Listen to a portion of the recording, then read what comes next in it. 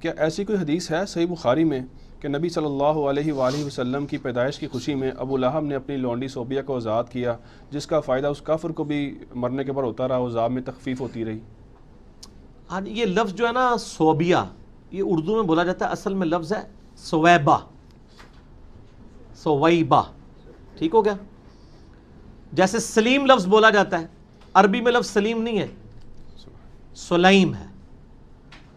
یہ بخاری میں موجود ہے، یہ بڑی مشہور حدیث ہے، اس لیے مجھے اس کا نمبر بھی یاد ہے، 5101 انٹرنیشنل نمبر کے مطابق، کہ ابو لہب کی ایک لونڈی تھی سویبہ، اس نے آ کے نبی علیہ السلام کی پیدائش کی خبر دی ابو لہب کو کہ تیرے چھوٹے بھائی کے گھر جو کہ فوت ہو چکا تھا، یتیم بچہ پیدا ہوا، تو اس کو بڑی خوشی ہوئی، تو اس نے خوشی میں یوں اشارہ کر کے نا سویبہ کو آزاد کر دیا، اور یہ وہ لونڈی ہے جس نے نبی علیہ السلام کو اپنا دودھ بھی پلایا تھا، یعنی آپ کی، آپ سمجھ لیں رضائی والدہ بھی بنتی ہے، رضائی ماں۔ تو عروہ جو ہے نا تابعی، جو سیدہ عائشہ کے بھانجے ہیں اور عبداللہ ابن زبیر صحابی کے چھوٹے بھائی ہیں، عروہ ابن زبیر، اسماء بنت ابی بکر کے بیٹے، وہ بیان کرتے ہیں کہ یعنی ابو لہب کے گھر والوں میں سے کسی نے خواب میں دیکھا، پوچھا کیا ہوا، ان کا جب سے تم سے جدا ہوا ہوں نا کوئی اچھا وقت نہیں دیکھا، البتہ جو میں نے سویبہ کو آزاد کیا تھا نبی علیہ السلام کی پیدائش کی خوشی میں، اس کی وجہ سے اللہ تعالیٰ مجھے اس انگلی سے ایک مشروب پلاتا ہے، یہ یعنی تھوڑی سی فائدہ ہوتا ہے، عذاب میں تھوڑی بہت تخفیف ہو جاتی ہے۔ اب بعض لوگ کہتے ہیں یہ روایت منقطع ہے، امام بخاری نے سند نہیں بیان کی، عروہ بیان کر رہا ہے، خواب ہے، یہ وہ، ہم ان بحثوں میں نہیں پڑھتے، ہم کہتے ہیں ٹھیک ہے، بالکل ٹھیک ہے، نبی علیہ السلام کی پیدائش کی خوشی میں اس نے نبی سمجھ کے نہیں، بھتیجا سمجھ کے کیا تھا، اور ایک ہی دفعہ کیا تھا، ہر سال وہ لونڈیاں آزاد نہیں کرتا تھا، تو اس کا نفع اس کو پہنچ گیا۔ آپ بھی نبی علیہ السلام کی پیدائش کی خوشی میں صدقہ اور خیرات کرنا چاہتے ہیں، ضرور کریں، ہمیں کوئی حرج نہیں ہے، آپ کریں اجتہاد، اگر آپ اس سے مسئلہ نکالنا چاہتے ہیں، لیکن آپ اس مسئلے سے لوگوں کو پابند نہیں کریں گے، ورنہ تو آپ کو یہ بتانا پڑے گا کہ حضرت ابو بکر، عمر، عثمان و علی بھی اپنے دور کے اندر 12 ربیع الاول کے اوپر اس طرح لونڈیاں آزاد کرتے تھے، تو یا پھر آپ کہیں گے ہم بڑے عاشق رسول ہیں ان سے، تو مسئلہ آ کے وہاں پہ پھنسے گا۔ علیکم بسنتی و سنت الخلفاء الراشدین المہدیین، ان سارے مسئلوں کو پھر اجتہادی رکھیں، کتاب و سنت دین بنا کے پیش نہ کریں، اجتہاد کو دین نہ بنائیں، ٹھیک ہو؟ صحیح مسلم میں ہے جب نبی صلی اللہ علیہ وآلہ وسلم مدینہ شریف ہجرت کر کے آئے تو بچیوں نے دف بجایا اور یا رسول اللہ کے نعرے لگائے، اس سے میلاد ثابت نہیں ہو جاتا؟ میلاد کیسے ثابت ہوتا ہے؟ اس سے تو نبی علیہ السلام ہجرت کر کے آئے تو استقبال کیا، ہاں اگر وہ یہ بات ٹھیک ہے کہ ربیع الاول میں آپ نے ہجرت کی تھی، دلائل النبوہ میں آتا ہے سوموار شریف کے دن، اگر ہر سال ربیع الاول میں بچیاں دف بجاتی تھی، طلع البدر علینا پڑھتی تھی، تو پھر تو بات بالکل ٹھیک ہے۔ تو مسلم شریف میں یہ ہے کہ جس سال آپ آئے اس میں بھی ہے بنو نجار، جو آپ کا ننہال والا خاندان کا لوگ تھا، وہ عورتیں اور بچیاں اوپر چڑھ گئیں چھتوں پہ، انہوں نے یعنی یا رسول اللہ، یا محمد یا رسول اللہ، یا محمدہ یا رسول اللہ کے نعرے لگائے صلی اللہ علیہ وآلہ وسلم، تو وہ بالکل ٹھیک ہے، وہ ہم تو مطلب نعرے لگانے کے بھی حق میں ہیں، لگائیں، آپ ضرور لگائیں، لیکن نبی علیہ السلام سامنے آئے تھے تو آپ کے استقبال میں انہوں نے نعرے لگائے، جس طرح یہاں پہ بھی جب آتے ہیں وہ ان کے جب علماء آتے ہیں سٹیج کے اوپر تو ان کے وہ نعرے لگاتے ہیں، ٹھیک ہے نا جی،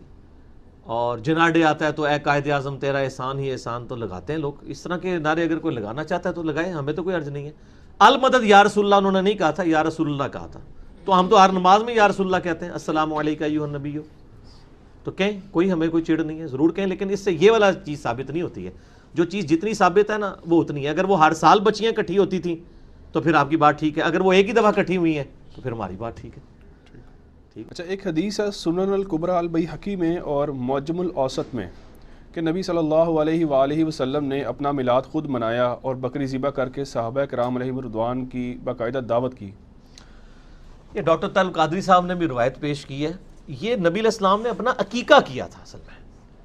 اعلان نبوت کے بعد، یہ میلاد نہیں منایا تھا، ورنہ تو یہ ایک دفعہ نہ ہوتا، ہر سال ہوتا، ٹھیک ہو گیا۔ عقیقہ کیا تھا آپ صلی اللہ علیہ وآلہ وسلم نے، اور بڑی عمر کا عقیقہ ہو سکتا ہے، کسی کا بچپن میں نہیں ہوا بعد میں وہ خود بھی کر سکتا ہے،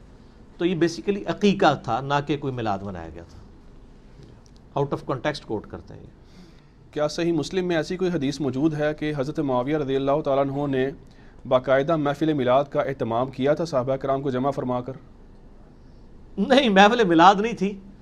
یہ صحیح مسلم کی ایک حدیث بڑی آج کل بھی آپ کو مارکیٹ میں نظر آئے گی، وہ حدیث آپ خود پڑھ لیں تو آپ کو پتہ چل جائے گا. مشکات میں بھی آپ کو دوسری جلد میں اللہ کی رحمت والے، اللہ کے ناموں کے ذکر والے چیپٹر میں مل جائے گی. مسلم شریف میں بھی موجود ہے کہ حضرت معاویہ رضی اللہ تعالیٰ عنہ ایک دفعہ، ابو سعید خدری کہتے ہیں کہ صحابہ کرام بیٹھے تھے تو وہ آپ ان کے اندر آئے